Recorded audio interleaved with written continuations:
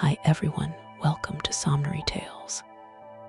I'm Sammy, and I'm so happy you're here tonight.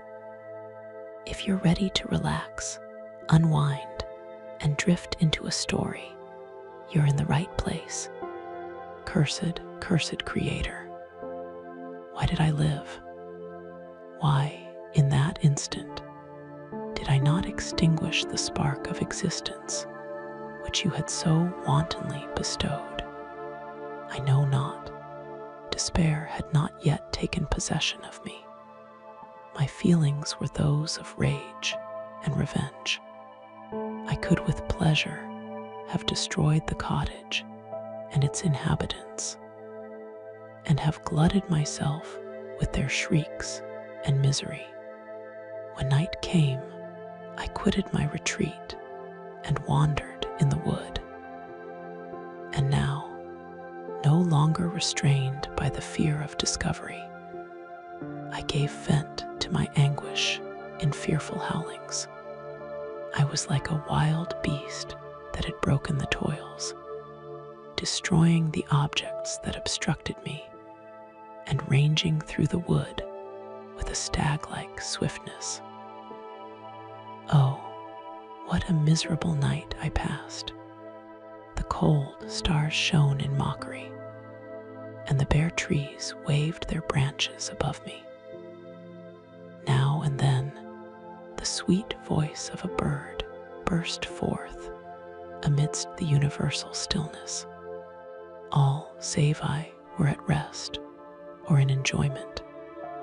I, like the archfiend, bore a hell within me, and finding myself unsympathized with, wished to tear up the trees, spread havoc and destruction around me, and then to have sat down and enjoyed the ruin. But this was a luxury of sensation that could not endure. I became fatigued with excess of bodily exertion, and sank on the damp grass in the sick impotence of despair. There was none among the myriads of men that existed who would pity or assist me. And should I feel kindness towards my enemies? No, from that moment I declared everlasting war against the species, and more than all, against him who had formed me and sent me forth to this insupportable misery. The sun rose. I heard the voices of men, and knew that it was impossible to return to my retreat during that day. Accordingly, I hid myself in some thick underwood, determining to devote the ensuing hours to reflection on my situation. The pleasant sunshine and the pure air of day restored me to some degree of tranquility. And when I considered what had passed at the cottage, I could not help believing that I had been too hasty in my conclusions. I had certainly acted imprudently. It was apparent that my conversation had interested the father in my behalf, and I was a fool in having exposed my person to the horror of his children. I ought to have familiarized the old De Lacy to me, and by degrees to have discovered myself to the rest of his family, when they should have been prepared for my approach. But I did not believe my errors to be irretrievable, and after much consideration, I resolved to return to the cottage, seek the old man, and by my representations, win him to my party. These thoughts calmed me, and in the afternoon, I sank into a profound sleep. But the fever of my blood did not allow me to be visited by peaceful dreams. The horrible scene of the preceding day was forever acting before my eyes. The females were flying, and the enraged Felix tearing me from his father's feet. I awoke exhausted, and finding that it was already night, I crept forth from my hiding place and went in search of food. When my hunger was appeased, I directed my steps towards the well-known path that conducted to the cottage. All there was at peace. I crept into my hovel and remained in silent expectation of the accustomed hour when the family arose. That hour passed. The sun mounted high in the heavens, but the cottagers did not appear. I trembled violently, apprehending some dreadful misfortune. The inside of the cottage was dark, and I heard no motion. I cannot describe the agony of this suspense. Presently 2 countrymen passed by, but pausing near the cottage, they entered into conversation, using violent gesticulations. But I did not understand what they said, as they spoke the language of the country, which differed from that of my protectors. Soon after, however, Felix approached with another man. I was surprised, as I knew that he had not quitted the cottage that morning, and waited anxiously to discover from his discourse the meaning of these unusual appearances. "Do you consider," said his companion to him, "that you will be obliged to pay 3 months' rent, and to lose the produce of your garden? I do not wish to take any unfair advantage, and I beg therefore that you will take some days to consider of your determination." "It is utterly useless," replied Felix. "We can never again inhabit your cottage. The life of my father is in the greatest danger, owing to the dreadful circumstance that I have related. My wife and my sister will never recover from their horror. I entreat you not to reason with me any more. Take possession of your tenement and let me fly from this place." Felix trembled violently as he said this. He and his companion entered the cottage, in which they remained for a few minutes, and then departed.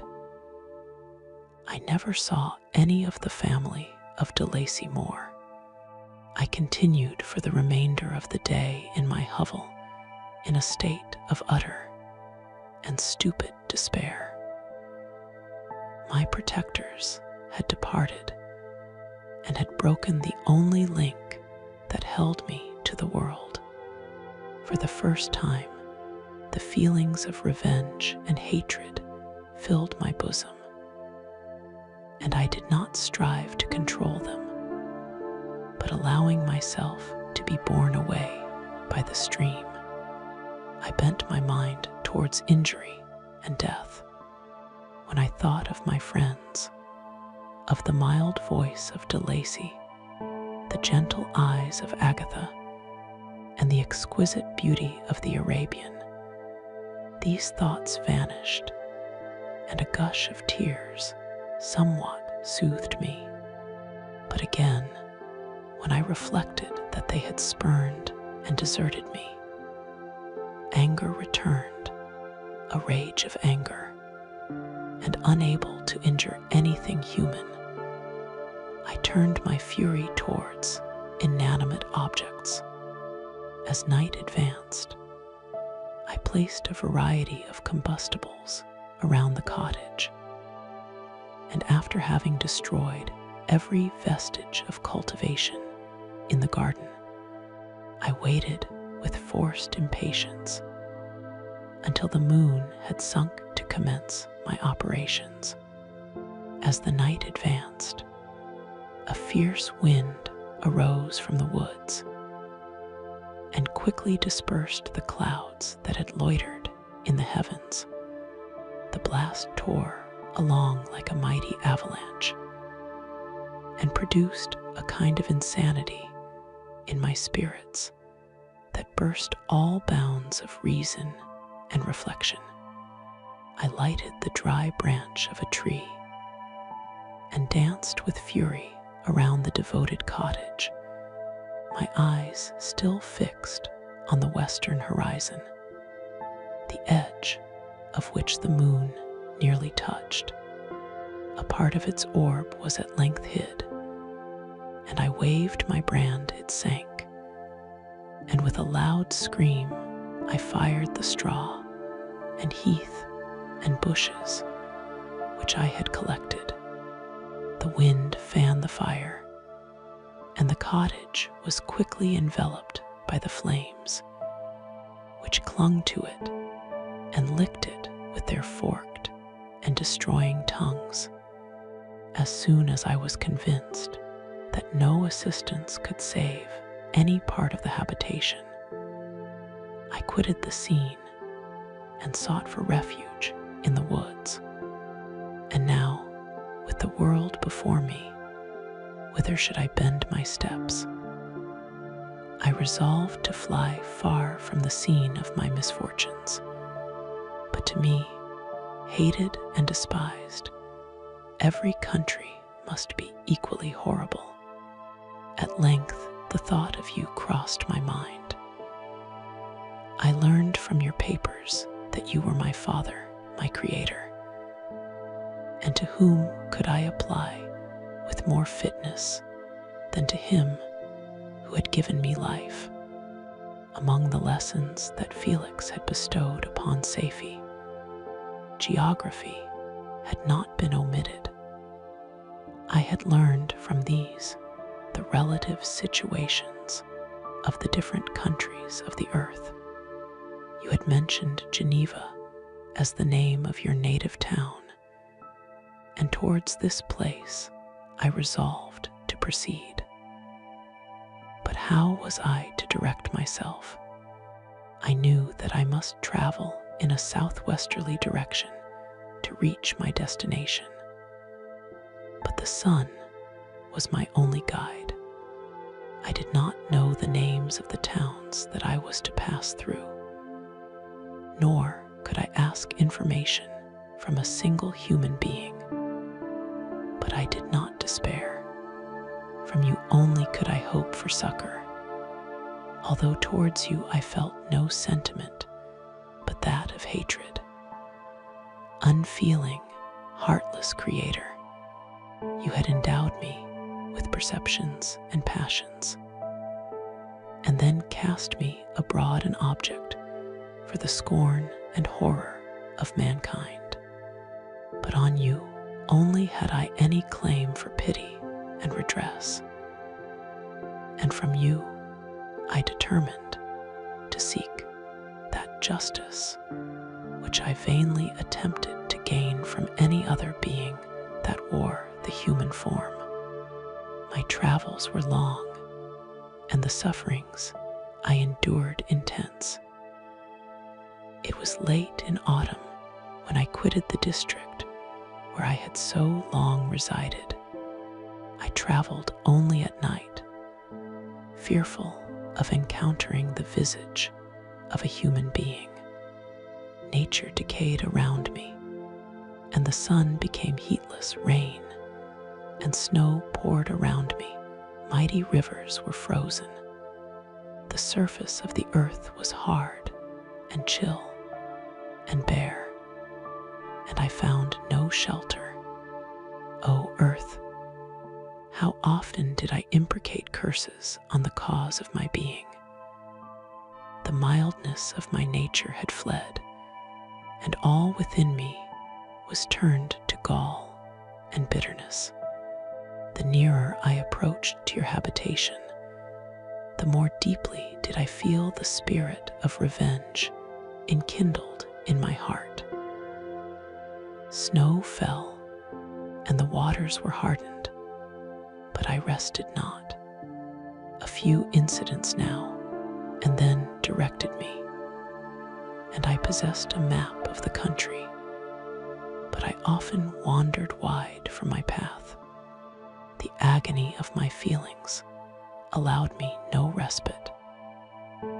No incident occurred from which my rage and misery could not extract its food, but a circumstance that happened when I arrived on the confines of Switzerland, when the sun had recovered its warmth, and the earth again began to look green, confirmed in an especial manner the bitterness and horror of my feelings. I generally rested during the day and traveled only when I was secured by night from the view of man. One morning, however, finding that my path lay through a deep wood, I ventured to continue my journey after the sun had risen. The day, which was one of the first of spring, cheered even me by the loveliness of its sunshine and the balminess of the air. I felt emotions of gentleness and pleasure that had long appeared dead revive within me. Half surprised by the novelty of these sensations, I allowed myself to be borne away by them, and forgetting my solitude and deformity, dared to be happy.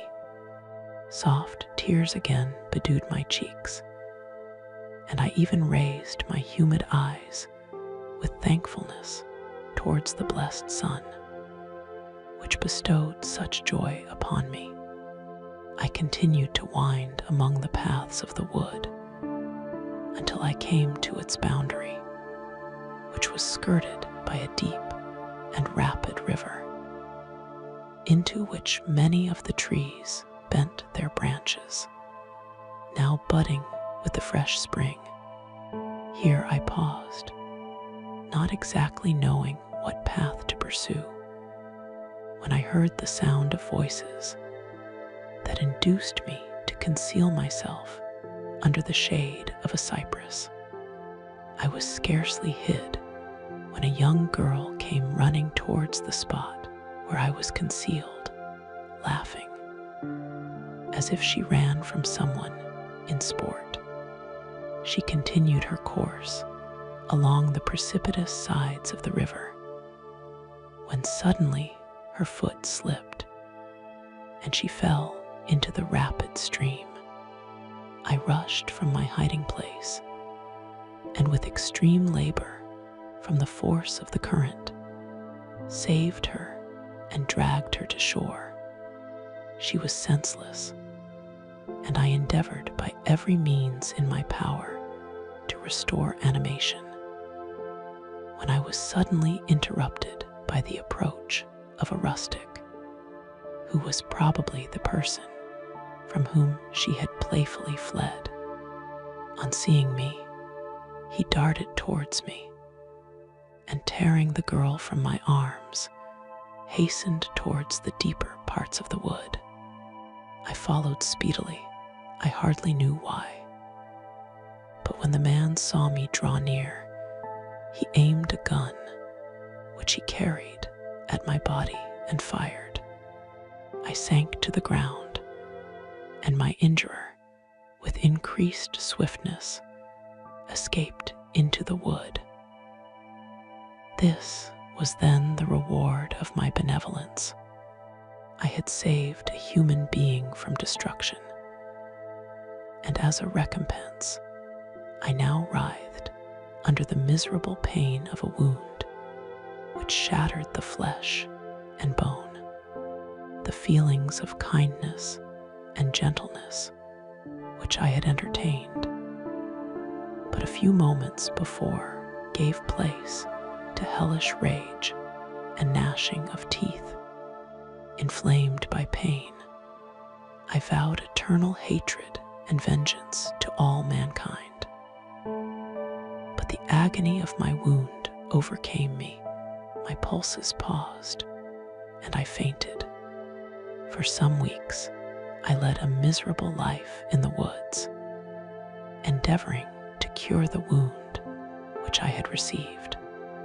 The ball had entered my shoulder, and I knew not whether it had remained there or passed through.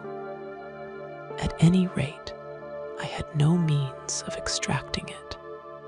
My sufferings were augmented also by the oppressive sense of the injustice and ingratitude of their infliction.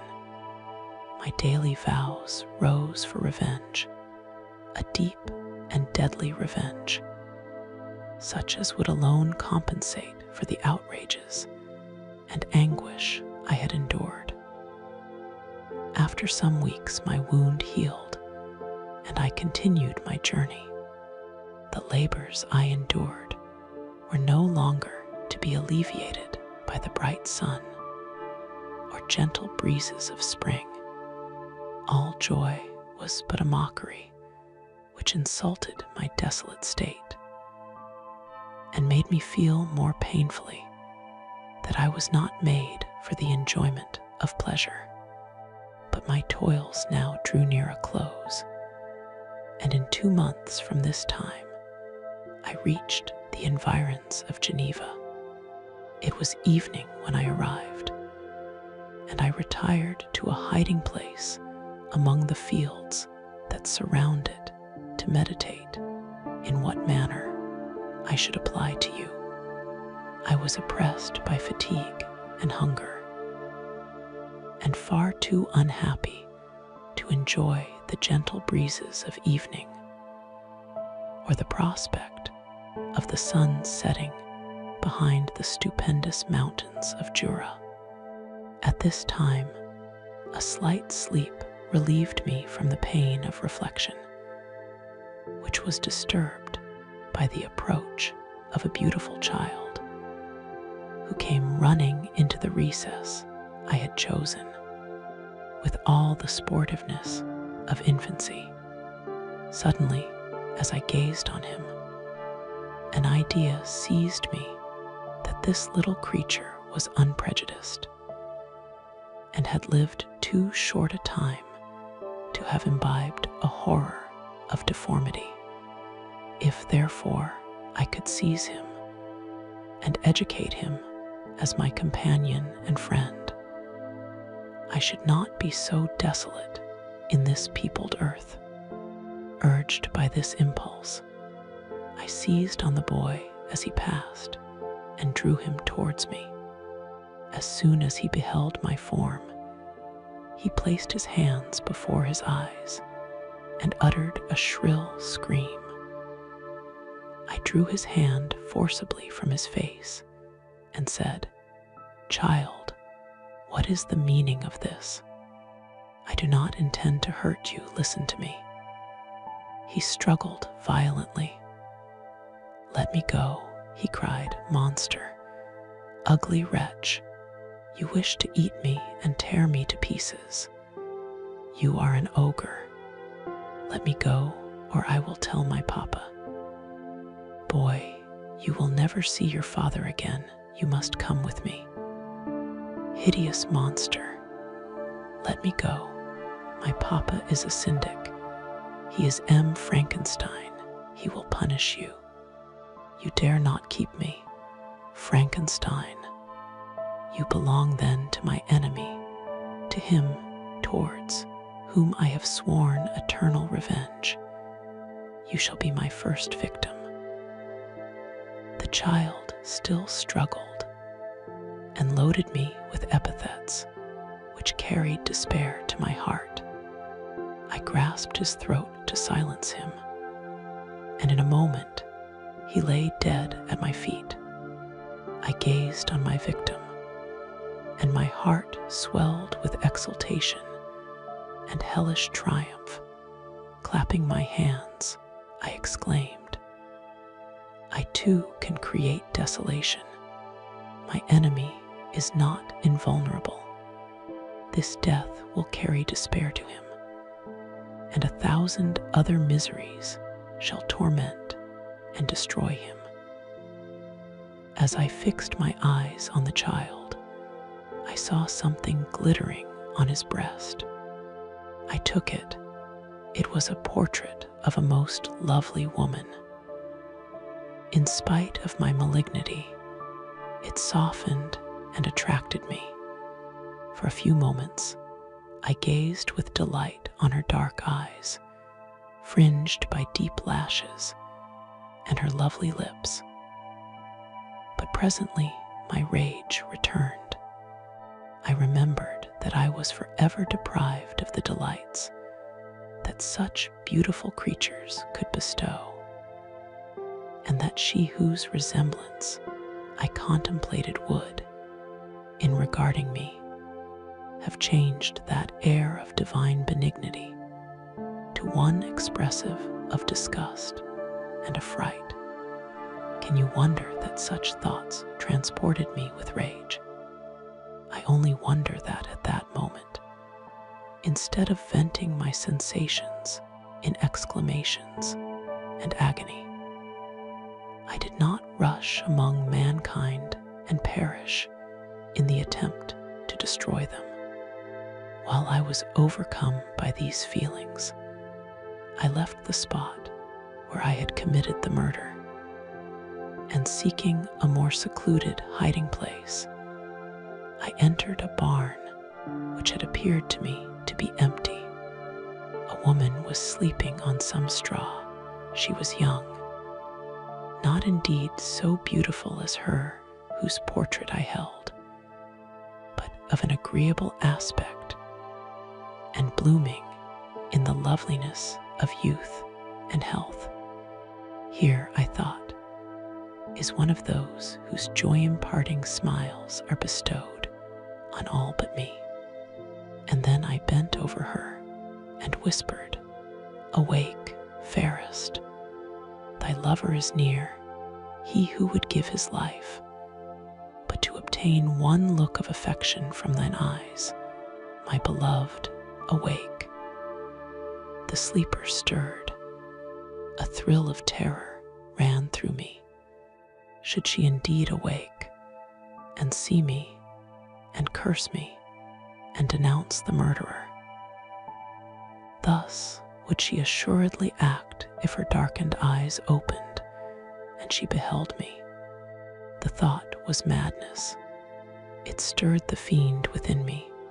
Not I, but she shall suffer the murder I have committed, because I am forever robbed of all that she could give me. She shall atone. The crime had its source in her. Be hers the punishment. Thanks to the lessons of Felix and the sanguinary laws of man, I had learned now to work mischief. I bent over her and placed the portrait securely in one of the folds of her dress. She moved again, and I fled. For some days, I haunted the spot where these scenes had taken place, sometimes wishing to see you, sometimes resolved to quit the world and its miseries forever. At length, I wandered towards these mountains, and have ranged through their immense recesses, consumed by a burning passion which you alone can gratify. We may not part until you have promised to comply with my requisition. I am alone and miserable. Man will not associate with me, but one as deformed and horrible as myself would not deny herself to me. My companion must be of the same species and have the same defects. This being you must create. The being finished speaking and fixed his looks upon me in the expectation of a reply. But I was bewildered, perplexed, and unable to arrange my ideas sufficiently To understand the full extent of his proposition, he continued, "You must create a female for me with whom I can live in the interchange of those sympathies necessary for my being. This you alone can do, and I demand it of you as a right which you must not refuse to concede." The latter part of his tale had kindled anew in me the anger that had died away while he narrated his peaceful life among the cottagers, and as he said this, I could no longer suppress the rage that burned within me. "I do refuse it," I replied, "and no torture shall ever extort a consent from me. You may render me the most miserable of men, but you shall never make me base in my own eyes. Shall I create another like yourself, whose joint wickedness might desolate the world? Begone. I have answered you. You may torture me, but I will never consent." "You are in the wrong," replied the fiend, "and instead of threatening, I am content to reason with you. I am malicious because I am miserable. Am I not shunned and hated by all mankind? You, my Creator, would tear me to pieces and triumph. Remember that. And tell me why I should pity man more than he pities me. You would not call it murder if you could precipitate me into one of those ice rifts and destroy my frame, the work of your own hands. Shall I respect man when he condemns me? Let him live with me in the interchange of kindness. And instead of injury, I would bestow every benefit upon him with tears of gratitude at his acceptance. But that cannot be. The human senses are insurmountable barriers to our union. Yet mine shall not be the submission of abject slavery. I will revenge my injuries. If I cannot inspire love, I will cause fear, and chiefly towards you, my archenemy, because my Creator, do I swear inextinguishable hatred.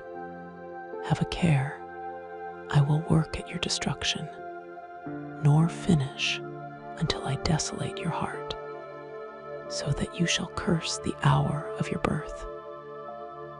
A fiendish rage animated him as he said this.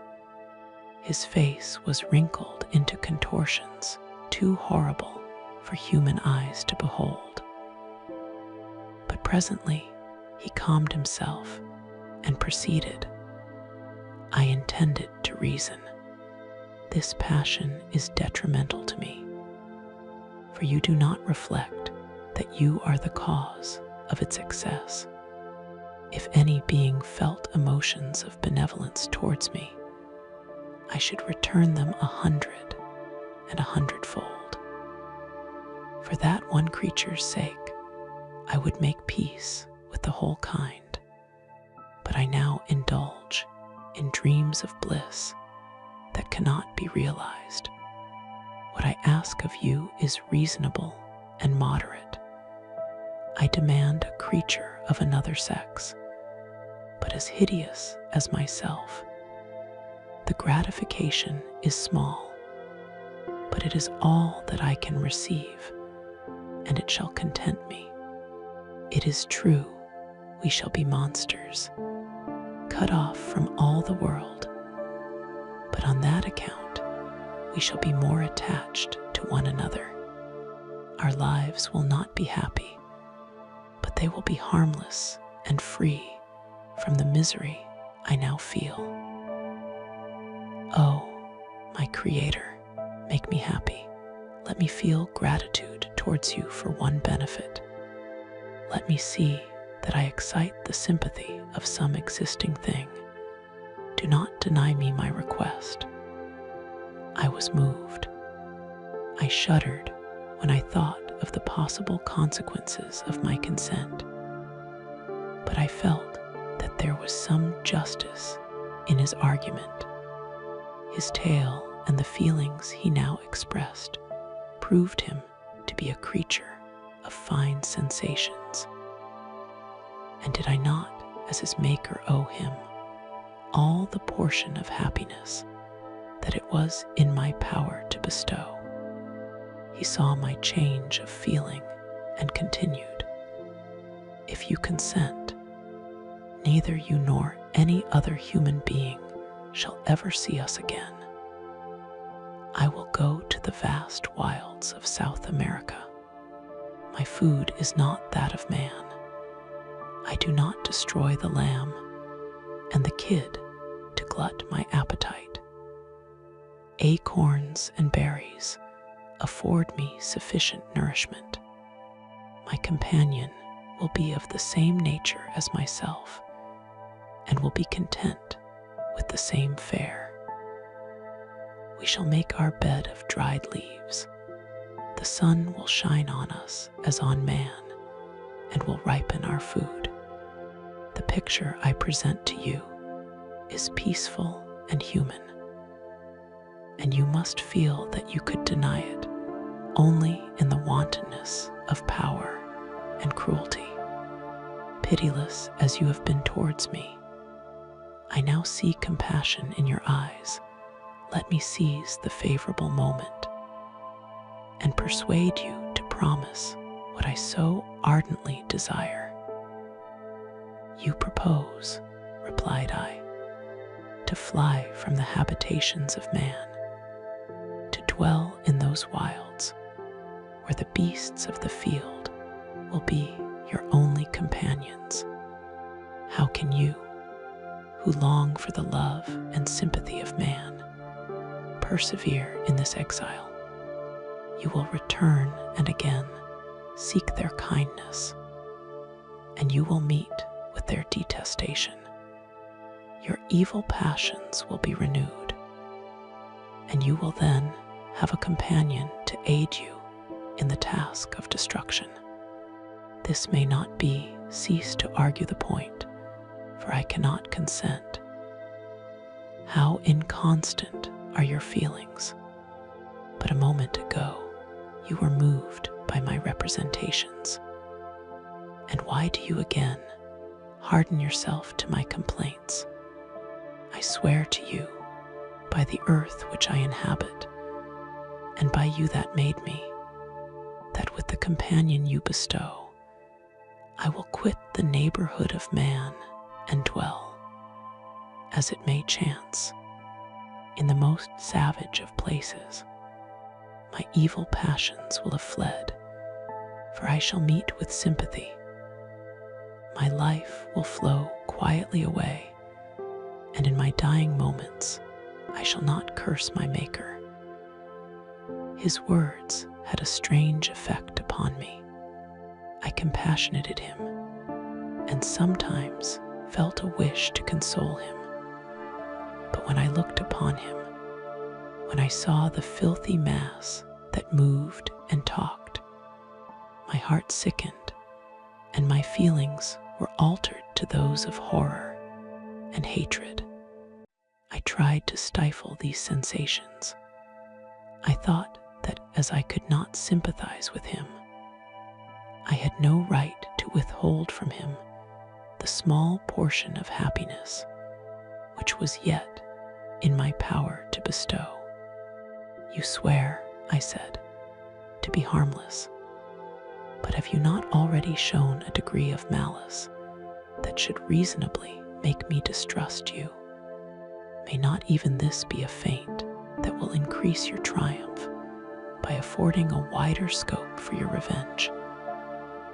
How is this? I must not be trifled with, and I demand an answer. If I have no ties and no affections, hatred and vice must be my portion. The love of another will destroy the cause of my crimes, and I shall become a thing of whose existence everyone will be ignorant. My vices are the children of a forced solitude that I abhor, and my virtues will necessarily arise when I live in communion with an equal. I shall feel the affections of a sensitive being and become linked to the chain of existence and events from which I am now excluded. I paused some time to reflect on all he had related and the various arguments which he had employed. I thought of the promise of virtues which he had displayed on the opening of his existence, and the subsequent blight of all kindly feeling by the loathing and scorn which his protectors had manifested towards him. His power and threats were not omitted in my calculations. A creature who could exist in the ice caves of the glaciers and hide himself from pursuit among the ridges of inaccessible precipices was a being possessing faculties it would be vain to cope with. After a long pause of reflection, I concluded that the justice due both to him and my fellow creatures demanded of me that I should comply with his request. Turning to him, therefore, I said, "I consent to your demand, on your solemn oath to quit Europe forever, and every other place in the neighborhood of man, as soon as I shall deliver into your hands a female who will accompany you in your exile." "I swear," he cried, "by the sun, and by the blue sky of heaven, and by the fire of love that burns my heart, that if you grant my prayer, while they exist, you shall never behold me again. Depart to your home and commence your labors. I shall watch their progress with unutterable anxiety, and fear not, but that when you are ready, I shall appear." Saying this, he suddenly quitted me, fearful, perhaps, of any change in my sentiments.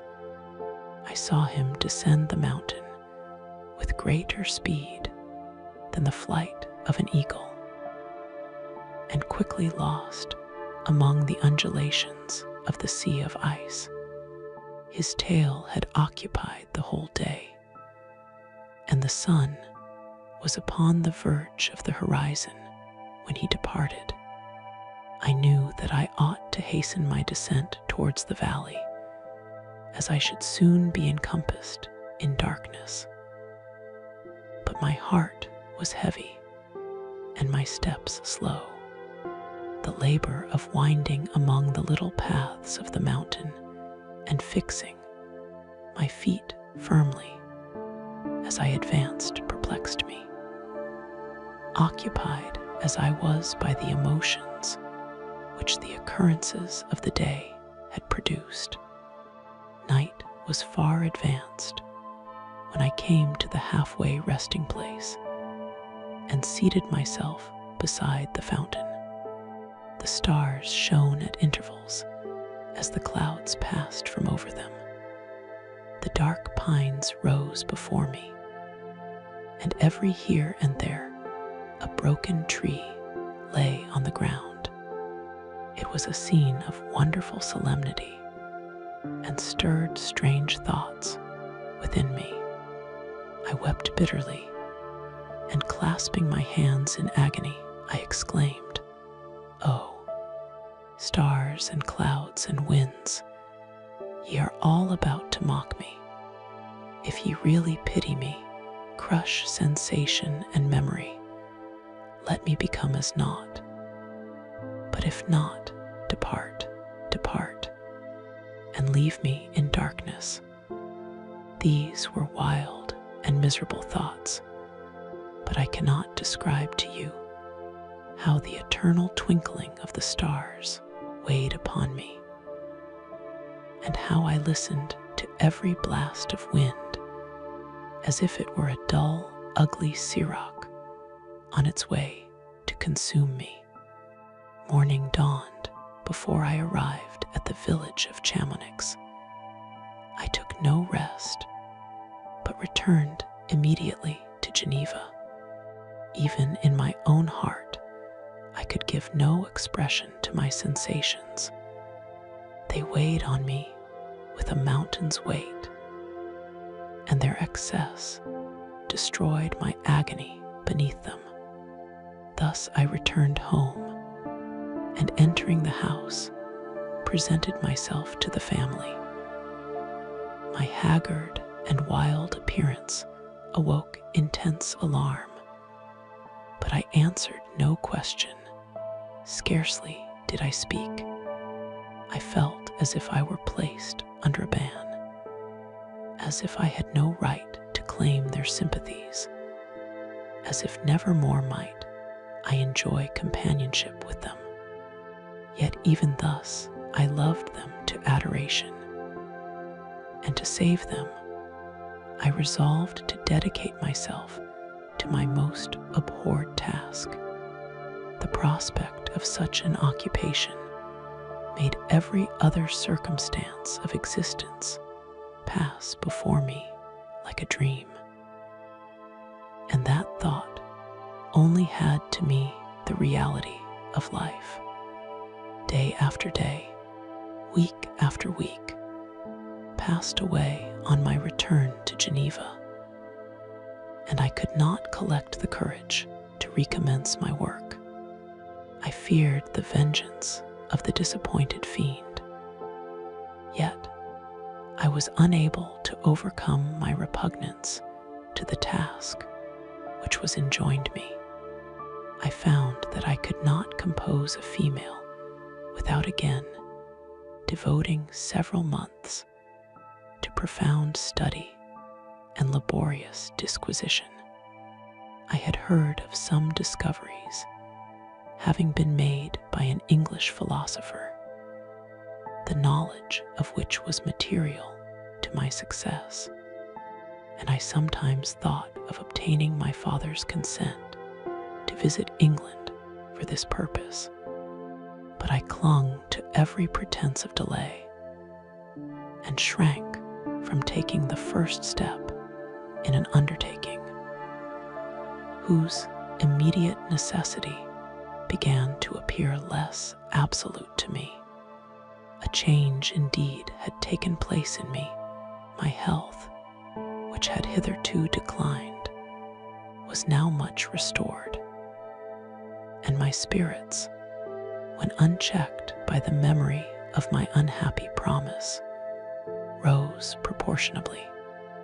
My father saw this change with pleasure, and he turned his thoughts towards the best method of eradicating the remains of my melancholy, which every now and then would return by fits, and with a devouring blackness overcast the approaching sunshine.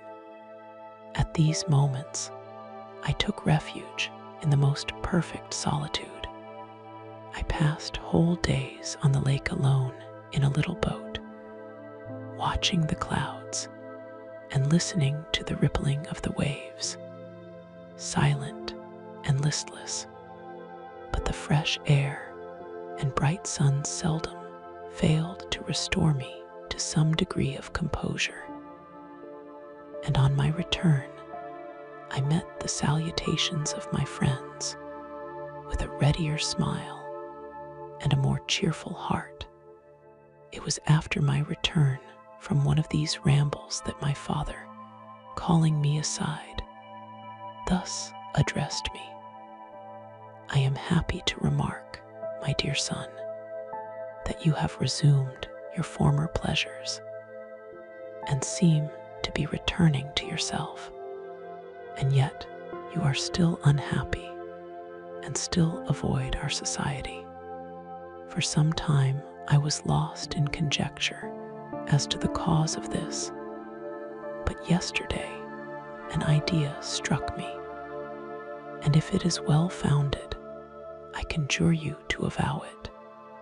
Reserve on such a point would be not only useless, but draw down treble misery on us all. I trembled violently at his exordium, and my father continued, I confess, my son, that I have always looked forward to your marriage with our dear Elizabeth as the tie of our domestic comfort and the stay of my declining years. You were attached to each other from your earliest infancy. You studied together and appeared, in dispositions and tastes, entirely suited to one another. But so blind is the experience of man that what I conceived to be the best assistance to my plan may have entirely destroyed it. You, perhaps, regard her as your sister, without any wish that she might become your wife. Nay, you may have met with another whom you may love, and considering yourself as bound in honor to Elizabeth, this struggle may occasion the poignant misery which you appear to feel. My dear father, reassure yourself. I love my cousin tenderly and sincerely. I never saw any woman who excited, as Elizabeth does, my warmest admiration and affection. My future hopes and prospects are entirely bound up in the expectation of our union. The expression of your sentiments of this subject, my dear Victor, gives me more pleasure than I have for some time experienced. If you feel thus, we shall assuredly be happy, however present events may cast a gloom over us. But it is this gloom which appears to have taken so strong a hold of your mind that I wish to dissipate. Tell me, therefore, whether you object to an immediate solemnization of the marriage. We have been unfortunate, and recent events have drawn us from that everyday tranquility befitting my years and infirmities. You are younger, yet I do not suppose, possessed as you are of a competent fortune, that an early marriage would at all interfere with any future plans of honor and utility that you may have formed. Do not suppose, however, that I wish to dictate happiness to you, or that a delay on your part would cause me any serious uneasiness. Interpret my words with candor and answer me, I conjure you, with confidence and sincerity. I listened to my father in silence and remained for some time incapable of offering any reply. I revolved rapidly in my mind a multitude of thoughts and endeavored to arrive at some conclusion. Alas, to me, the idea of an immediate union with my Elizabeth was one of horror and dismay. I was bound by a solemn promise which I had not yet fulfilled and dared not break. Or if I did, what manifold miseries might not impend over me and my devoted family, could I enter into a festival with this deadly weight yet hanging round my neck and bowing me to the ground.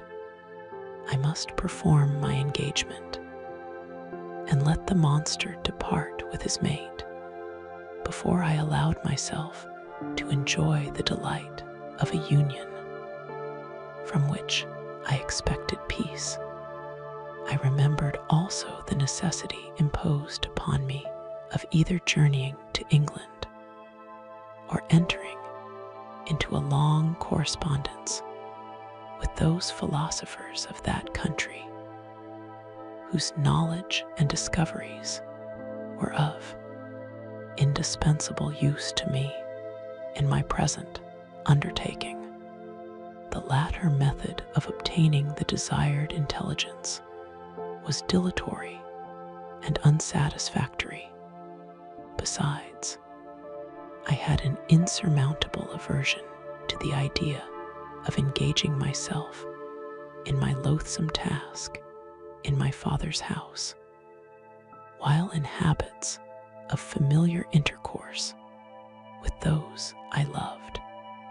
I knew that 1,000 fearful accidents might occur, the slightest of which would disclose a tale to thrill all connected with me with horror.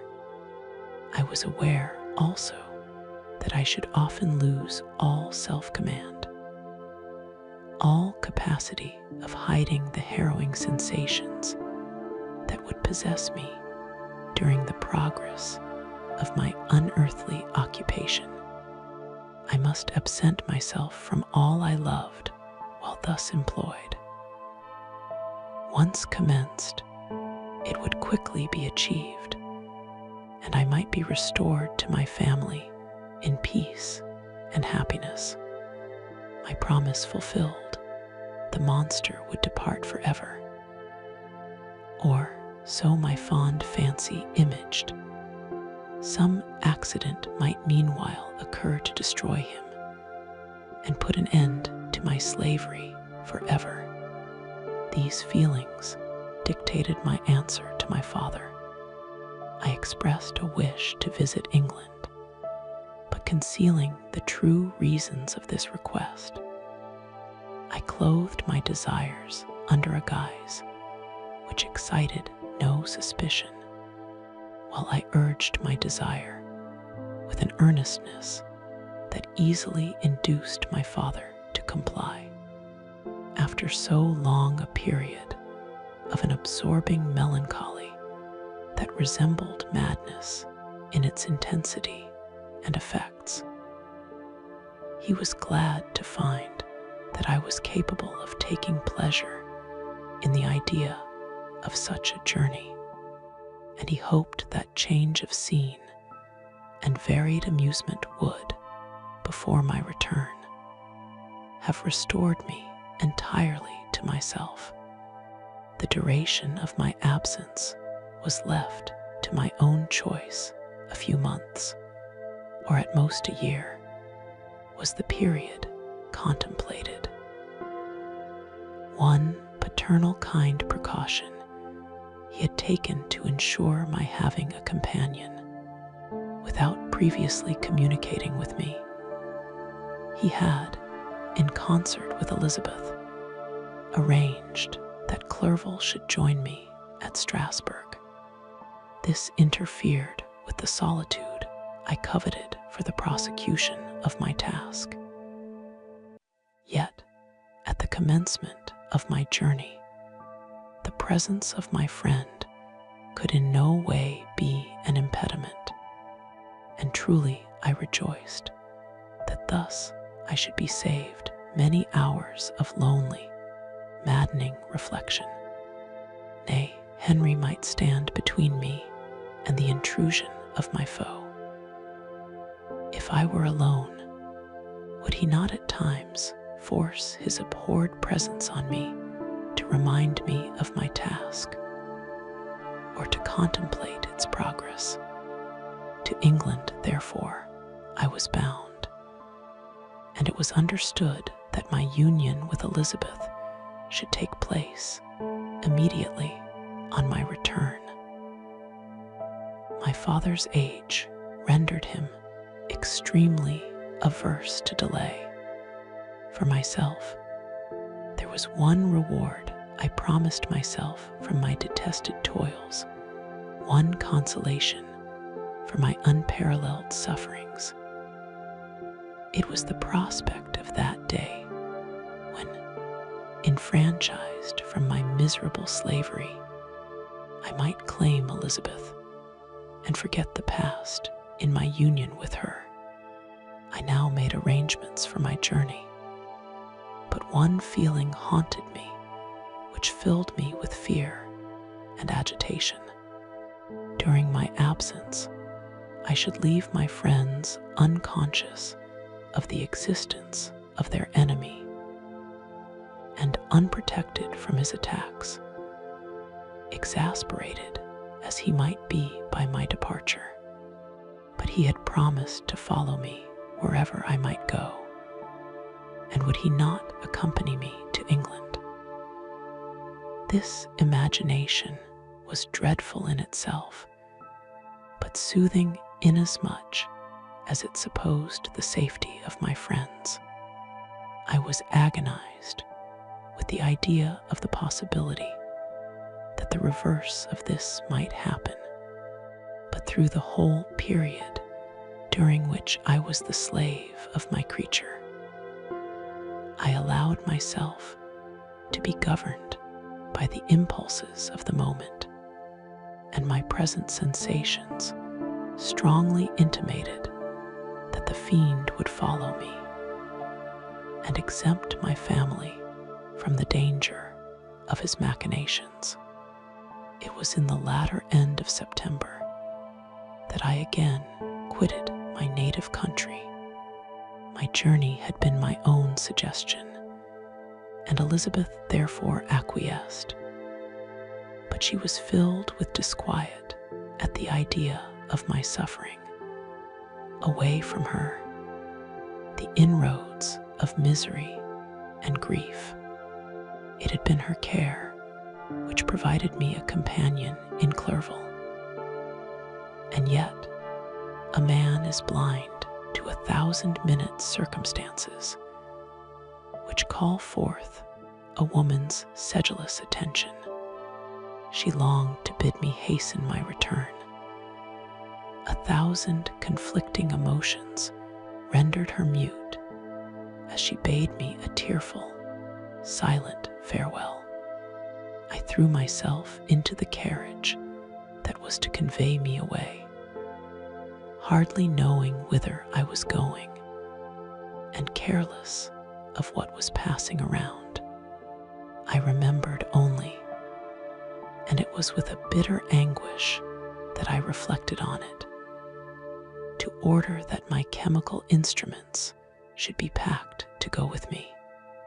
Filled with dreary imaginations, I passed through many beautiful and majestic scenes, but my eyes were fixed and unobserving. I could only think of the bourne of my travels, and the work which was to occupy me whilst they endured.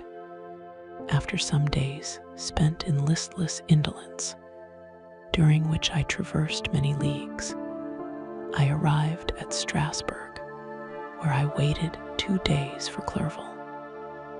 He came. Alas, how great was the contrast between us! He was alive to every new scene, joyful when he saw the beauties of the setting sun, and more happy when he beheld it rise and recommence a new day. He pointed out to me the shifting colors of the landscape and the appearances of the sky. "This is what it is to live," he cried. "Now I enjoy existence. But you, my dear Frankenstein, wherefore are you desponding and sorrowful?" In truth, I was occupied by gloomy thoughts, and neither saw the descent of the evening star nor the golden sunrise reflected in the Rhine. And you, my friend, would be far more amused with the journal of Clerval, who observed the scenery with an eye of feeling and delight, than in listening to my reflections. I, a miserable wretch, haunted by a curse that shut up every avenue to enjoyment. We had agreed to descend the Rhine in a boat from Strasbourg to Rotterdam, whence we might take shipping for London. During this voyage, we passed many willowy islands and saw several beautiful towns. We stayed a day at Mannheim, and on the 5th from our departure from Strasbourg, arrived at Mainz. The course of the Rhine below Mainz becomes much more picturesque. The river descends rapidly and winds between hills, not high, but steep and of beautiful forms. We saw many ruined castles standing on the edges of precipices, surrounded by black woods, high and inaccessible. This part of the Rhine, indeed, presents a singularly variegated landscape. In one spot, you view rugged hills, ruined castles overlooking tremendous precipices, with the dark Rhine rushing beneath. And on the sudden turn of a promontory, flourishing vineyards with green sloping banks, and a meandering river and populous towns occupy the scene. We traveled at the time of the vintage and heard the song of the laborers as we glided down the stream, even I depressed in mind, and my spirits continually agitated by gloomy feelings. Even I was pleased.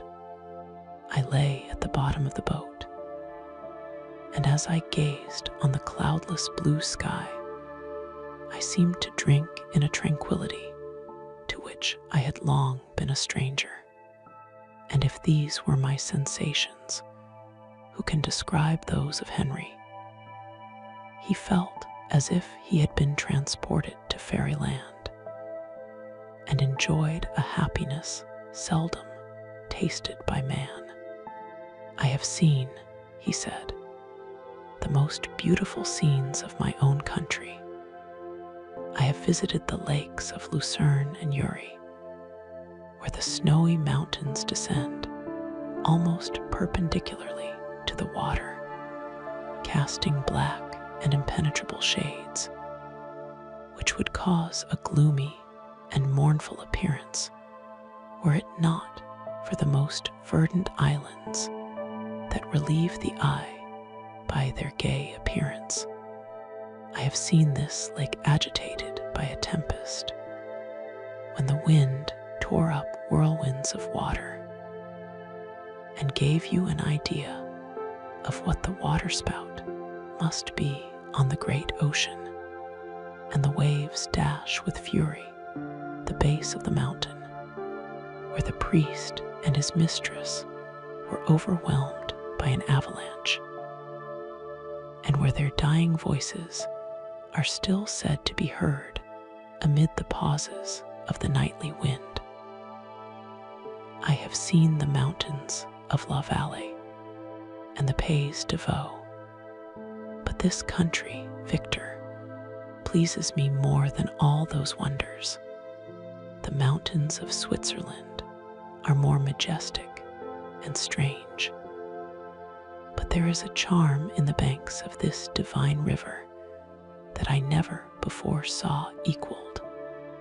Look at that castle which overhangs yon precipice, and that also on the island, almost concealed amongst the foliage of those lovely trees, and now that group of laborers coming from among their vines, and that village half hid in the recess of the mountain.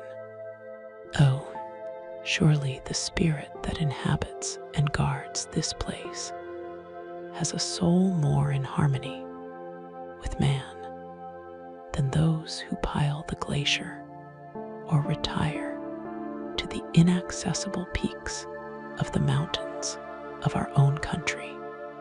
Clerval, beloved friend, even now it delights me to record your words and to dwell on the praise of which you are so eminently deserving.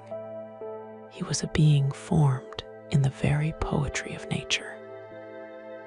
His wild and enthusiastic imagination was chastened by the sensibility of his heart. His soul overflowed with ardent affections, and his friendship was of that devoted and wondrous nature that the worldly minded teach us to look for only in the imagination. But even human sympathies were not sufficient to satisfy his eager mind.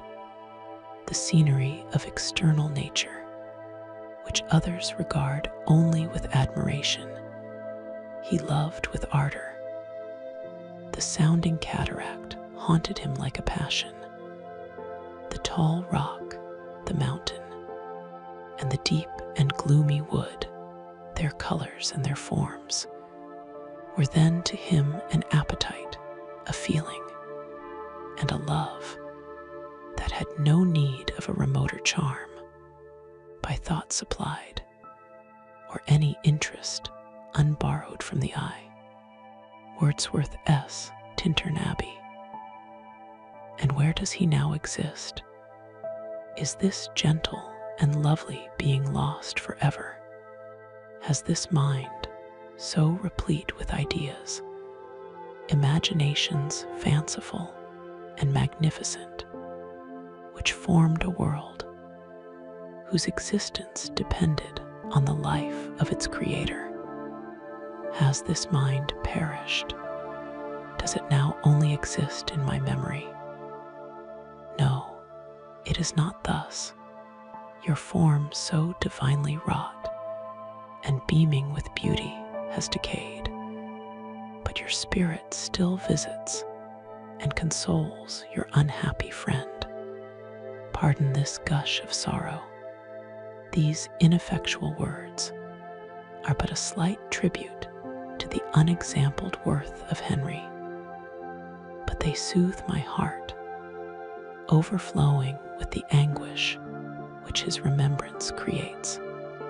I will proceed with my tale. Beyond Cologne, we descended to the plains of Holland, and we resolved to post the remainder of our way, for the wind was contrary, and the stream of the river was too gentle to aid us. Our journey here lost the interest arising from beautiful scenery, but we arrived in a few days at Rotterdam, whence we proceeded by sea to England. It was on a clear morning, in the latter days of December, that I first saw the white cliffs of Britain. The banks of the Thames presented a new scene. They were flat, but fertile, and almost every town was marked by the remembrance of some story. We saw Tilbury Fort, and remembered the Spanish Armada, Gravesend, Woolwich, and Greenwich, places which I had heard of even in my country. At length, we saw the numerous steeples of London, St. Paul's towering above all, and the tower famed in English history.